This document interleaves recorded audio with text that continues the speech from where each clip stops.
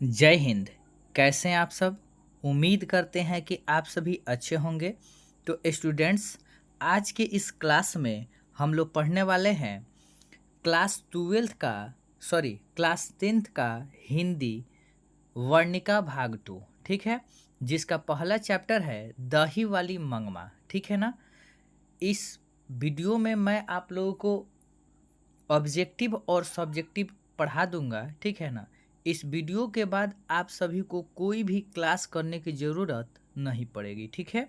तो आप इस क्लास को ध्यान से देखिए और जहाँ समझ में नहीं आए वहाँ आप कमेंट कीजिए। ठीक है ना? उसका हम ज़रूर आपको रिप्लाई देंगे। ठीक है? तो आइए हम क्लास को शुरू करते हैं। ठीक है? पाठ है बाबू दही वाली मंगमा। ठीक है, जिसके लेखक हैं श्रीनिवास। इसके हम लोग बहुविकल्पीय प्रश्न यानी कि ऑब्जेक्टिव क्वेश्चन देखेंगे, वो भी वन लाइनर में। ठीक है ना? यानी कि एक लाइन में इसे हम लोग देख लेंगे और जिसे आप ऑप्शन को देखते हुए आसानी से टिक कर सकते हैं। ठीक है? तो आइए शुरू करते हैं।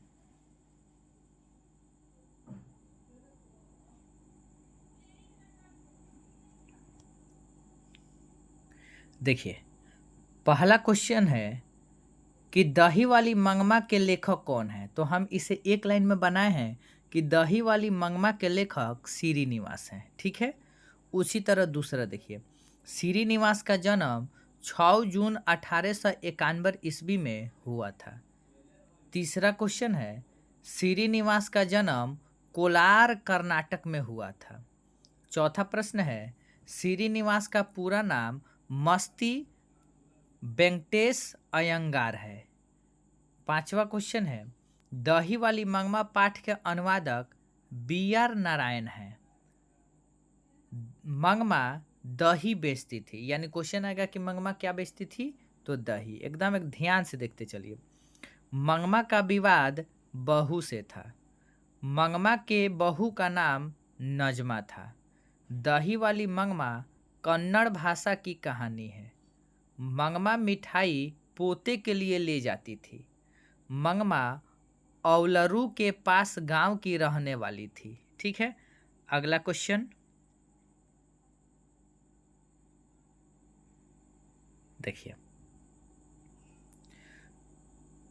दही वाली मंगमा पाठ के बहू ने सास से मजबूरी में समझौता कर लिया। ठीक है, अमराई का कुआं रास्ते में था।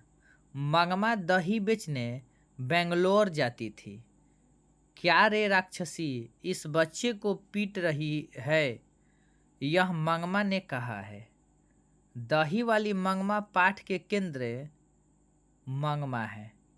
B.R. नारायण दही वाली मंगमा कहानी के अनुवादक हैं, जो हम ऊपर भी बता चुके हैं। मंगमा पान सुपारी खाती थी। मंगमा के मखमल का ब्लाउज 8 रुपए का था। घर वाले के रहते एक अच्छी साड़ी नसीब नहीं होती, यह कथन मंगमा का है। मंगमा के कर्ज रंगपा मांग रहा था। ठीक है ना? यानी मंगमा से जो कर्ज है उसके पैसे देख करके रंगपा मांग रहा था। ठीक है, अगला पॉइंट देखिए,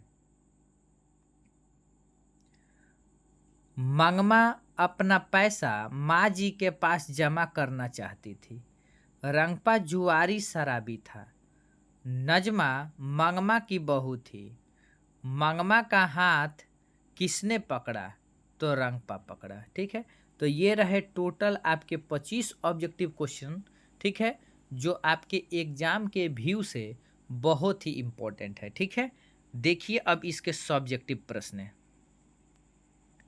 देखिए, बोध अवर अभ्यास। ठीक है, क्वेश्चन नंबर 1 है, मंगमा का अपनी बहू के साथ किस बात को लेकर विवाद था। ठीक है, तो देखिए, मंगमा का अपनी बहू नजमा के साथ अधिकार को लेकर विवाद था।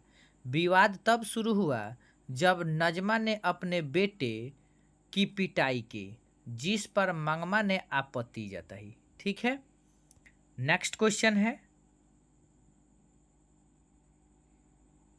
देखिए, रंगपा कौन था और वह मंगमा से क्या चाहता था।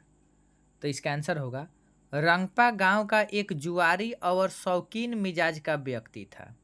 वह मंगमा के पास धन को हड़पना चाहता था और उसे कर्ज मांगने के बहाने उसके करीब आने की कोशिश कर रहा था। ठीक है, अगला क्वेश्चन है, बहू ने सास को मनाने के लिए कौन सा तरीका अपनाया? तो बहू ने चतुराई दिखाई और अपने बेटे यानी मंगमा के पोते को जरिया बनाया।